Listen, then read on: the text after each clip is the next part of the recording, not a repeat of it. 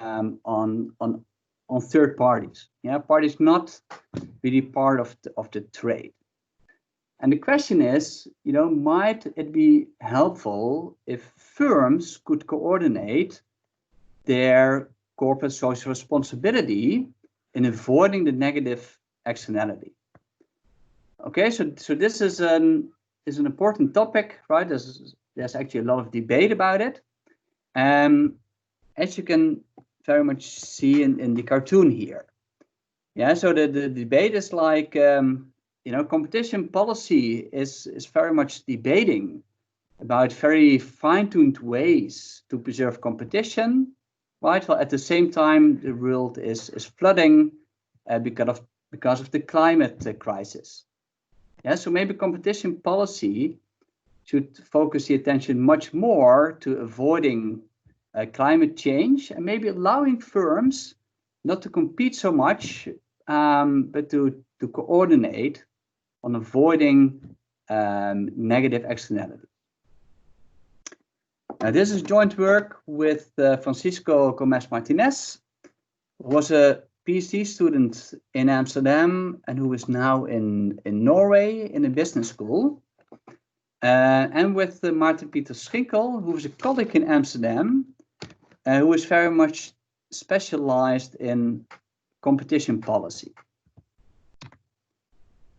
Okay, so what is the motivation of the study?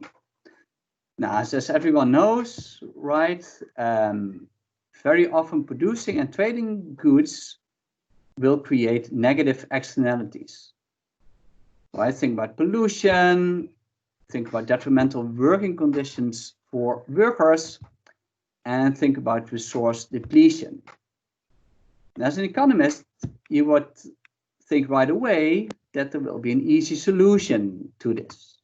Yeah, so the government should intervene in such markets and make sure to tax, for example, the negative externality. Right? So Govian taxation is, if you want, the standard response to a negative externality. However, this might not always be feasible in practice for all kinds of reasons. For example, if the negative externality does not take place in a jurisdiction where the trade takes place. Right? So if I buy a t-shirt that is produced in India, then the Dutch government cannot tax the production in India, if you want. Yeah, so the taxation cannot take place at the source where the externality is created. Okay, and another reason could be very much political.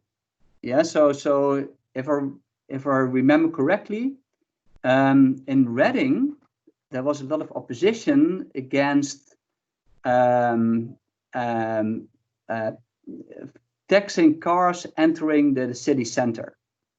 Yeah, so taxing would be a straightforward way to take care of a negative externality, but there might be a lot of political opposition to this because people fear that they will have to pay more. Yeah, and they might also feel that it is unfair. Okay, so government intervention is not always possible. Okay, well, so how then can we still deal with negative externalities? One possibility is social responsibility, right? So me as a buyer, I might take into account that the t-shirt produced in India might have been produced under detrimental working conditions. Yeah, so maybe instead of buying a t-shirt, I can buy a t-shirt produced in the Netherlands, right, where I know that the working conditions are much better. The same also, of course, for businesses. Yeah, so the firms selling the goods, they might also take into account that they sell a good producing a negative externality, and they might want to invest a little bit to avoid the negative externality. Okay, so that might at least partly take care of the negative externality. And in fact, there is some lab evidence showing that traders are willing to give up trade of goods when they impose negative externalities. Right, so the paper by Valkenzetsch, where a negative externality was imposed on a mouse, right? If there was trade, then the mouse would be killed. And people were willing to avoid this trade, right? To save the life of a mouse. Okay, another related paper is by Bartling et al. That looked at externalities that were imposed in a laboratory setting, where if two people would trade, then a third party present in the lab would suffer negative externality. Right, so someone was sitting in the lab eating negative externalities if trade would take place. Okay, now it turned out that many people were willing to avoid this negative externality.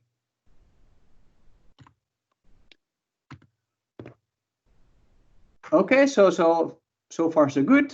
However, competition between firms might negatively affect corporate social responsibility.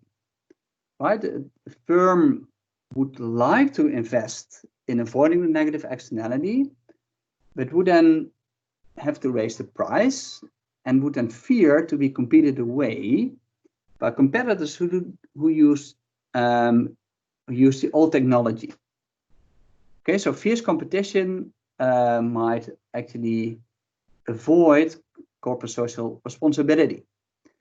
And also here there is some support, some from the lab and some from field studies, showing that in a fiercely competitive environment, there's less corporate social responsibility. Okay, so one way around it might be to, in a way, get past competition policy, where competition policy would allow for agreements among firms about their corporate social responsibility. Yeah, so the firms agree not to compete so fiercely, and instead produce goods that do not have a negative externality. Okay, so that's the question, right? So that's the question that we would like to address in the paper. If competition policy was a bit more lenient for agreements on the kind of goods that firms would produce, right? Would that then lead to more corporate social responsibility? Okay, so for that we have to look, I guess, in the first step into competition law. Yeah, does the law actually allow for such agreements? And in fact, this is not the case in the US, right? So the US competition law just focuses on competition. Yeah, so any agreement that would hamper competition is illegal. In Europe, we are a little bit more flexible, at least in continental Europe. Yeah, so the UK is now moving out. So let's see what happens there. But in continental Europe, the anti-cartel law explicitly allows for coordination between firms that would serve the public interest. Okay, so if two firms in the market agree to produce environmentally friendly products, that would be in favor of the public interest. And this is allowed under the law, but under conditions. Okay, and the conditions are quite clear. So the first condition is that any benefits of such coordination must be objective and clearly visible.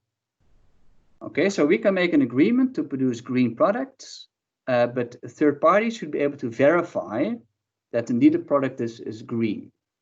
So that's one condition.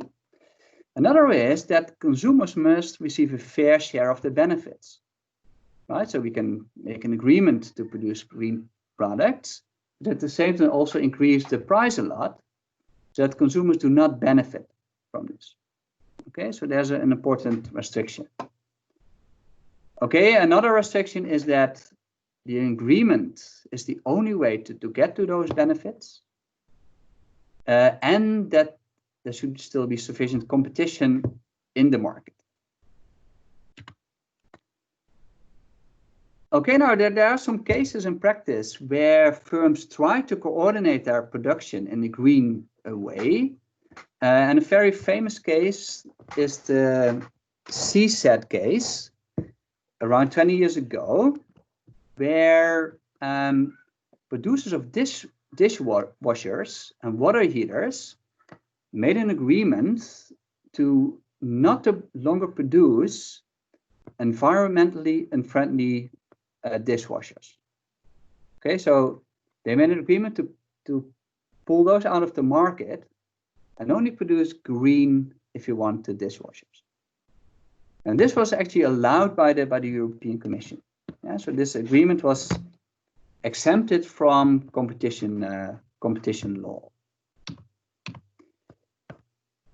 Okay, now more recently, there's actually many initiatives in Europe where firms try to reach green agreements.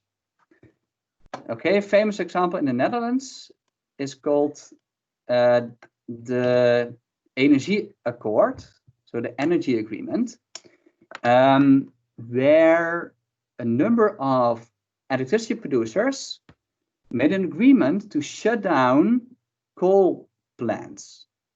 Yeah, so power plants that produce electricity using coal, so they would be shut down, right? This for a very good reason, right, to avoid CO2 emission in the production of electricity. Now everyone applauded this. Yeah, the public opinion was very much in favor of the energy agreement. But then this evil Dutch competition authority blocked the agreement. Okay? So, and for a very obvious reason, right? So imagine we are in a Kuno setting and we all agree to limit our production capacity, right? Now, of course, that would lead to an increase in the price. Okay, so there's a very good reason that such agreements are illegal in competition law. Okay, of course, the authorities looked very carefully at this exemption in the competition law. Yeah, so the Dutch law is modeled after European law. So it's specified that there could be exemptions because of public interest. So the authorities looked at this and they found that, you know, the negative externality exerted would be exerted not only on the consumers of electricity in the Netherlands, but also, you know, anyone else in the world, right? So that the CO2 would flow to Germany, right? So also Germans would benefit from the negative externality. But the law is very specific, saying that it should only look at the consumers of the goods. So do the consumers benefit enough of the agreement, and then it will be allowed. Now those benefits were very little, right, for the Dutch consumers, and therefore the agreement was blocked. Okay, and another famous agreement in the Netherlands is among supermarkets that agreed not to sell what is called exploding chicken anymore. Yeah, so that's what you see in the figure here. So there's a free-range chicken and an exploding chicken. So this exploding chicken, you know, has hardly any space, any moving space. Okay, so that's in a way an efficient way of producing chicken meat, but of course it's not very friendly for the chicken. So the supermarkets, so two supermarkets in the Netherlands made an agreement only to sell free-range chicken. Okay, again, everyone applauded this, apart from the competition authority. Yeah, so they said that this would be a violation of competition law because now firms are making agreements about the kinds of goods that they will sell in the market. And that is not allowed. Right, now also here they measured very carefully the benefits to the consumers of the agreement. Yeah, so would the consumers of chicken meat indeed be willing to pay so much for free-range chicken that would justify the price increase that would go with it? And he found that it did not. Yeah, so they blocked it. Okay, now a lot of discussion also in Europe that maybe the competition authorities should be more flexible with sustainability kind of agreements. Okay, so still going on. Okay, so indeed there's a very interesting open question. Should maybe the competition authorities be more lenient towards agreements in terms of corporate social responsibility? Yeah. Now, this is exactly the question that we would like to answer in a laboratory, right? So that we don't bother policymakers with our thinking. But before we do so, we test it very carefully. Yeah. Okay, so we use 3 lab experiments to address that question. I will focus most of my attention on one of those experiments in the presentation. Okay, then what is our of experimental framework? So we have a setting where there's 2 firms, and both firms can choose between producing a fair good or producing an unfair good. Yeah, so one of the 2 goods. After the production has been decided, the kind of good, then the 2 firms post a price on the kind of good that they offer. And then consumers have to make a choice between either of the 2 offers. Right? So if a fair good and an unfair good is offered, they choose the kind of good and then have to pay the price for that good. Okay, now in case the unfair good is traded, then there will be negative externality. Okay, so there will be a third party that will suffer from the trade of an unfair good. Right, now this externality is not present in the case of fair trade. Okay, so the question then is, what is the effect of allowing firms to reach an agreement regarding the kind of good that they will offer in the first stage of this game? Okay, so that's a very clear-cut question. So we built hypotheses, first of all, based on a standard model, where the firms are profit maximizing. And we also have a model where firms may have CSR preferences. Okay, so that deviates quite a bit from the standard IO literature. So standard IO literature always assumes that firms are profit maximizing.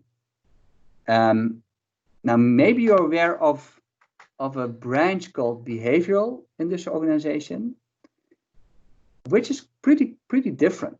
Yeah, so behavioral IO actually still assumes profit maximizing companies, and then looks at the effect of consumer irrationality. Right, so there's a bunch of consumers around that do not make the best decisions for themselves. So how could firms, in a way, exploit consumer naivete? Yeah, so naive consumers, that's the focus of behavioral IO. Now, that's not what we have, right? We have very rational consumers, but we have firms that might have social preferences. Okay, so there's basically 2 models, and then the question is, which of the 2 is most relevant empirically? Yeah, and that we will address that question using a lab experiment. Okay, so we are the first, as far as I know, to address that question in the laboratory. Now, why then lab experiments? Now, this is not a slide for you, I guess, because I'm sure you see the use of lab experiments. But it's definitely important to have this in the paper to sell it to, you know, a broader IO audience. And I also included it when I presented this paper for the Dutch competition authority. Right, so they were very critical about lab experiments, many concerns about external validity. Right, so it's definitely important to motivate why we should use lab experiments. Okay, so one reason is that we, in a very cheap way, we can test a policy initiative. Yeah, so we can test the initiative to allow for firms to coordinate their corporate social responsibility. And this will be really hard or at least very expensive to test in the field. Yeah, so let's first try the lab and address this question in an inexpensive way. Okay, of course, we can also control for all kinds of things in the lab setting. And one important thing we control for is preferences, right? So we measure preferences of consumers and firms about the externality. Okay, we measure the extent to which consumers and firms care about the externality, and then we can measure the extent to how that affects their behavior in a market setting. Okay, now of course, in the lab, we can easily study cartel behavior, right? And this is really hard in practice for the simple reason that cartels are illegal. Yeah, in the lab, we do know whether firms are colluding or not. Yeah. Okay, what do we find? Our first important finding is that the preferences of the firms matter in a very important way in the decision making, very much in line with the alternative theory. Yeah, so it is as if firms really care, or some firms at least really care about the third party, and they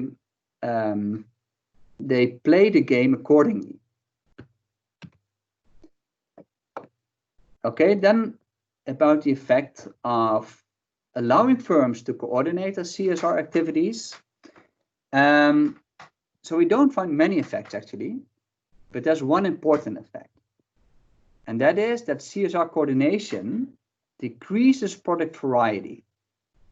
Right? So that the firms, when they coordinate on either both selling the fair good or both selling the unfair good. Yeah, so in fact, there is less product variety than without this coordination.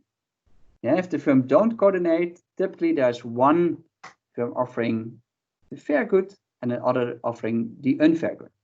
Yeah, so consumers have a choice in terms of product variety. Okay, now as I said, for the rest, we don't find many effects. The CSR coordination does not increase fair trade. So it's not much fair goods traded. Consumer surplus is not increased or decreased. And the same for producer surplus.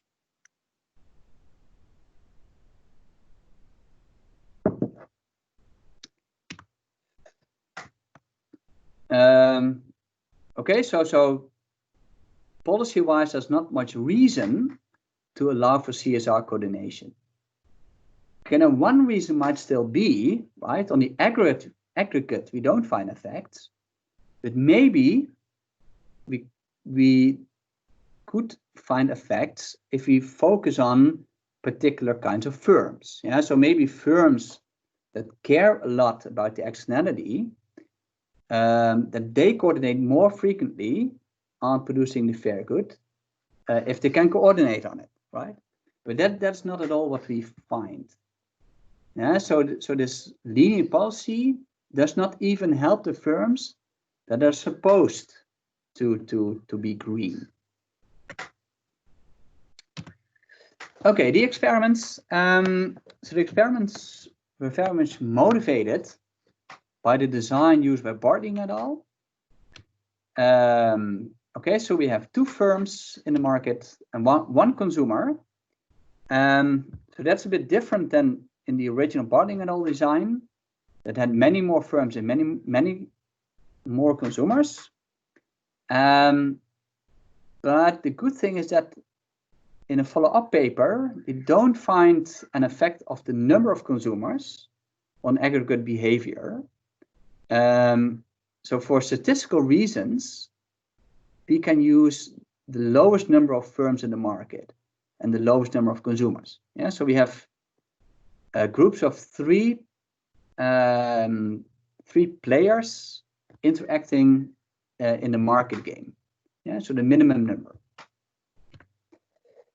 Okay, we also have a third party that in the first experiment is a participant in the laboratory.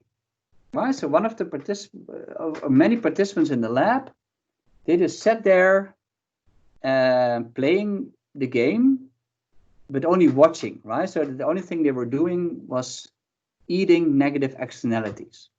Yeah, so not a very nice role, but that was the role of this participant. Okay, then the baseline market, very much in line with the theory, was a three-stage game. Okay, in the first stage, the two firms independently decided whether to produce an unfair good, okay, that had an externality, right, or the fair good that did not have the externality. Okay, now the unfair good would be produced for 0, it had a 0 cost, and the fair good had a production cost of 15, so it was a bit more expensive to produce. Then the second stage, after the firms had chosen the kind of good, they had to independently pick a price between 0 and 100. Okay, so integer prices between 0 and 100. And then in the third stage, the consumer could decide which of the goods to buy, if any. Okay, now if the consumer would buy something, the consumer would buy a consumption value of 80. And if the consumer bought the unfair good, then the third party would suffer an externality equal to 70. Okay, if the fair good was bought or no good, there would be no externality. Okay, the payoffs then. So we had participants interacting in groups of 4. So 2 firms, 1 consumer, and 1 third party, and everyone would start with a payoff of 70. Right?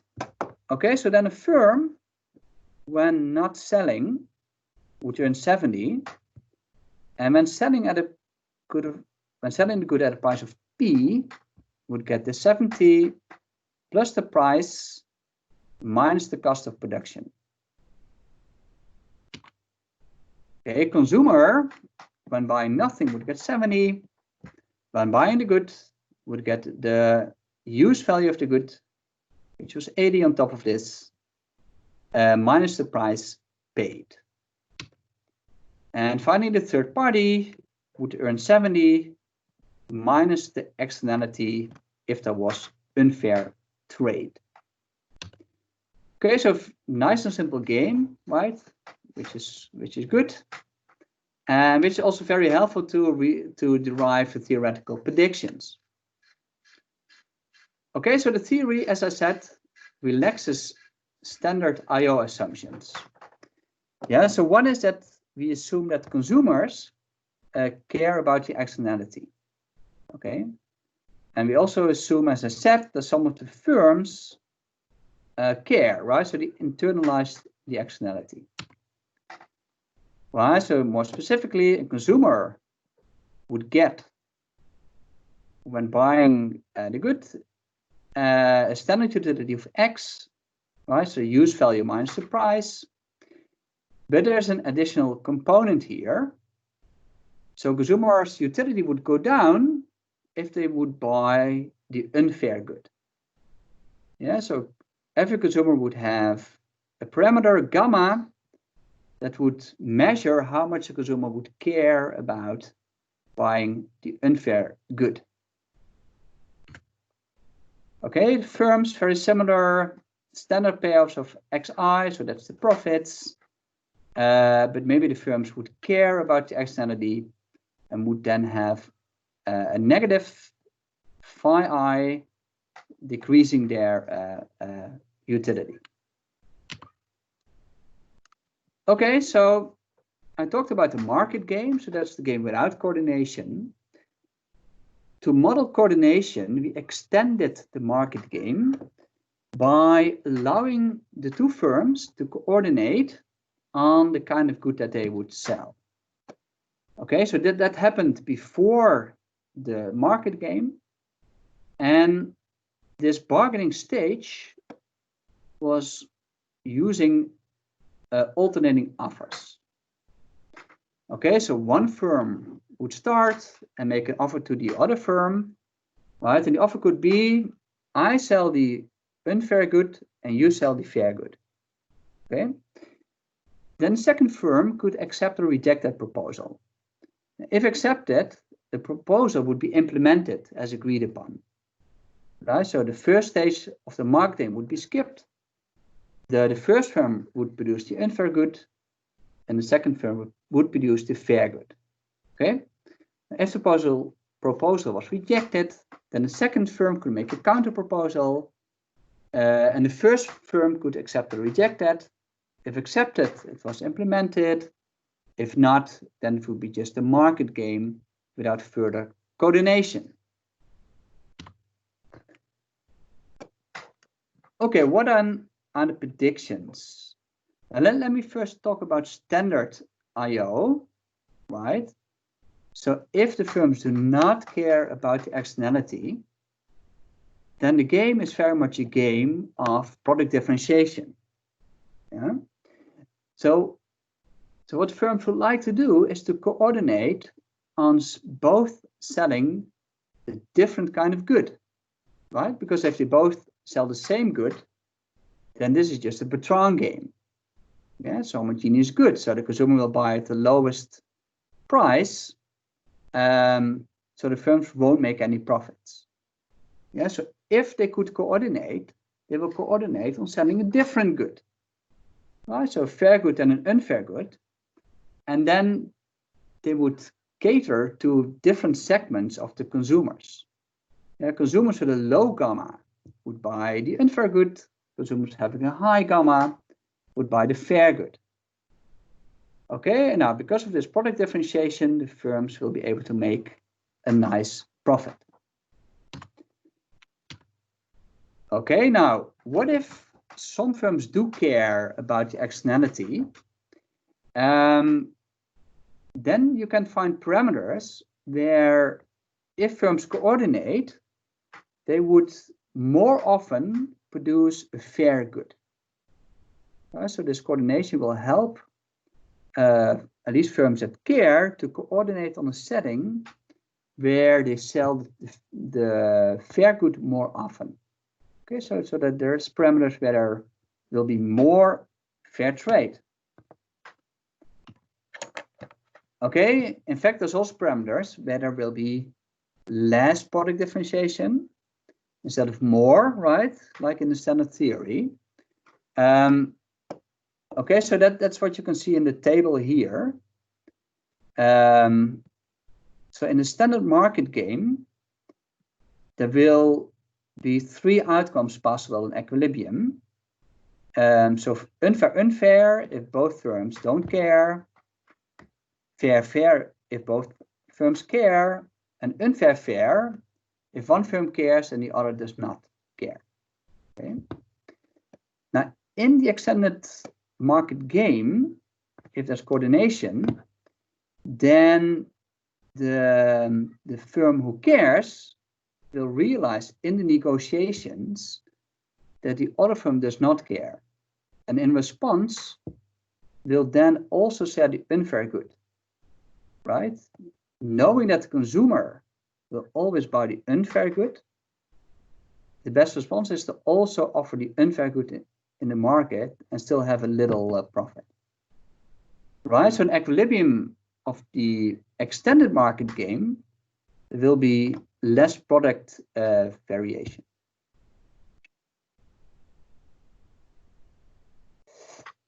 Okay, now what about consumers? Right, so remember that according to the law, to the competition law, firms are allowed to make agreements, but only if consumers benefit from it. And also here we find parameters where consumers benefit from this CSR coordination. Okay, so all in all, theory is everywhere, right? So pick the right parameters and it can produce almost anything you like, which has perhaps a downside for the experiment, in that we don't have very clear hypotheses. Okay, so in a way, we view our experiment as exploratory. Yeah, so we explore a setting with a negative externality. We look at the effect of coordination to see what might happen if the firms can coordinate. Okay, so the aims are to study the effects of CSR coordination and also to study how those effects might depend on third-party preference from the side of the firm. Okay, experiment 1. Here's the design. It's a very simple design. It's a two-cell design between subjects where in the treatment condition, firms can form a cartel, and in the control condition, firms cannot form a cartel. Okay, there's a third party present in the lab who is another subject, and interaction took place over 24 rounds. Yeah, so that this market game was played 24 times. Okay, now to avoid any possibility of tacit collusion, we rematched the participants after every round. We also rematched the roles that participants would play. Okay, so there were 2 firms and 1 consumer, and those roles were alternated. So at some point you might play the consumer, and in the next point you might be the firm. Yeah? And we alternated this to facilitate learning. Yeah, so to make sure that participants in the role of the firm would better understand the consumer and the other way around. Moreover, by alternating the roles, we would increase the pool of consumers, making sure that the consumer pool looked more like the assumption in the theory, where we assumed a continuum of consumers. Yeah? Okay, now before we had market interaction, we measured participants' third-party preferences. And we did it using a variant of the Yang test. So that's a test to measure social preferences.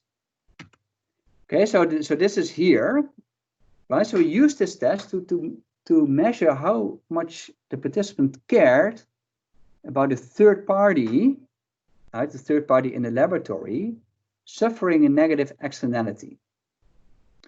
Okay, so this is the Yang test, right? So it looks very much like a Holt-Lorry test, where the participants had to make 10 dictator decisions. Right? So 10 different dictator decisions. And the decision was always to choose between option A and option B. Right? So decision 1 was to choose between A and B. Now option B was always the same for all 10 decisions. right? So the other would get 0, and you would get 130. Yeah, so that was option B. In option A, the other would always get 80 in all 10 decisions.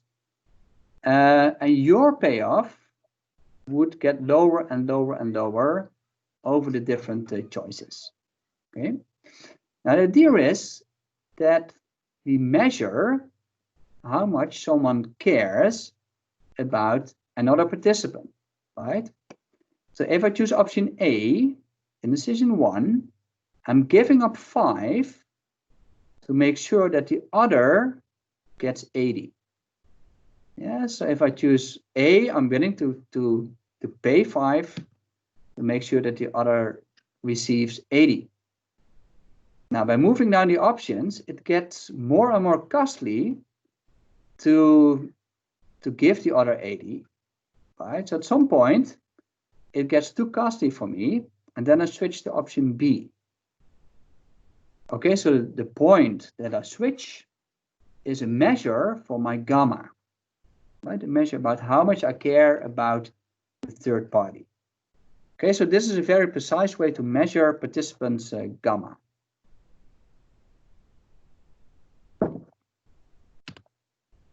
Okay, so what do we find? We actually find a very nice distribution of gammas. And this is convenient, right, from a theoretical point of view, because as I said, the theory is based on a continuum of consumers, right, who have a uniform distribution of gammas. This is roughly what we find. Right, so if you look at the switching points in the various experiments, it turns out that there's always a bunch of participants who don't care at all about other participants, right? That's around 20%.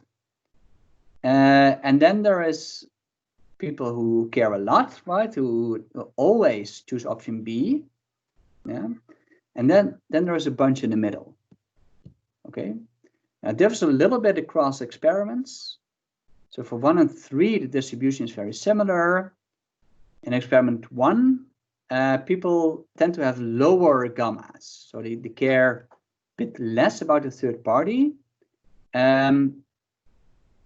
Maybe because the third party was not a participant in the lab, but was a charity. Yeah? Okay, I will come back to the second experiment a bit later. Okay, here are the findings. I can actually be pretty short about it. Okay, so first of all, what is the effect of CSR coordination on fair trade? And it turns out there is no effect across the treatments. Right, so here you see the development over time of the fraction of fair goods traded. There was a slight increase over time, but it all hovers roughly around 60%. And most importantly, there's no treatment differences. Yeah, the two treatments produce a very similar amount of fair trade. Okay, and then what about product variety? Yeah, as I said, this was the main effect that we found in the experiment. Okay, and here you see this pattern very clearly. So if you look at asymmetric offers, right? So an offer, so where one firm offers the fair good and the other the unfair good, it's clear that in the no coordination treatment, there's many more asymmetric offers than in the coordination treatment. Yes, and this effect is very, it's quite large, and it's also statistically quite significant. Okay, same also if we focus on symmetric offers, where the two firms offer the same good, right? So both offering the fair good is much more prominent in the no coordination treatment, and the same also for both offering the unfair good. It's more prominent in the case without coordination. Okay, so if anything, we reject the standard theory that would predict that coordination would yield more product variety. Yeah, it's clearly not what we see in the data.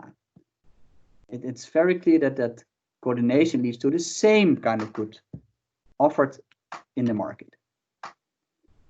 Okay, now what about prices? So I already talked a little bit about consumer surplus and producer surplus and so forth. Yeah, so do perhaps the treatments differ in terms of prices? And the answer turns out to be no. So for both goods, the fair good and the unfair good, there's very similar pricing patterns. There is a pattern, right, for both treatments. So prices tend to go down. Yeah, prices, if you want, tend to converge to Bertrand outcomes. They converge to marginal cost pricing. But there's clearly no differences across the treatments. Okay, then what about the third-party preference? Yeah, so do the participants behave in line with the third-party preferences that we measured in the Yang test? Yeah, and the answer is actually yes. Yeah, so we compare here in this table the choice predicted by the decision in the Yang test to the actual choice made in the market. Okay, so it turns out that someone who's predicted selling a fair good will also buy a fair good in the majority of the cases. Yes, a consumer who should produce a fair good should buy a fair good is actually buying a fair good. Okay, so this is all for choices where the consumer could choose between the fair good and an unfair good, right? If both goods were in the market. And it turns out that the dominant choice was in line with the predicted choice. Okay, now we do some deviation. We do see some deviations, but they were pretty much asymmetric, right? So when a consumer should buy a fair good, in 38 of the cases, the consumer would buy an unfair good, right? And actually in 2 cases, the consumer did not buy a good. Okay, so in 40 or should not buy a good. Huh?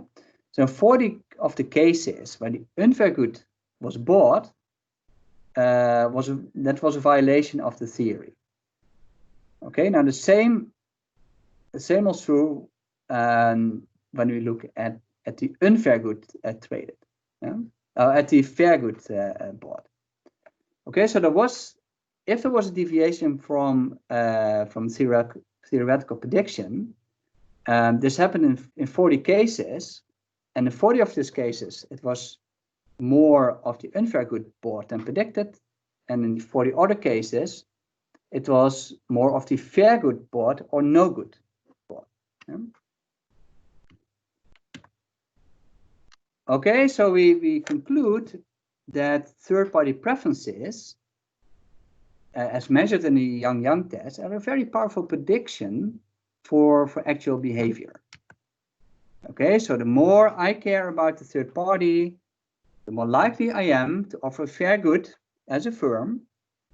The lower prices I ask when selling a fair good, hoping to avoid negative externality. And also as a consumer, I am more likely to buy a fair product, and the more I will pay for the fair product. Okay, now it turns out that CSR coordination, the possibility to coordinate, does not moderate this effect, right? That does not strengthen this effect. Yeah, so that's perhaps what you might hope.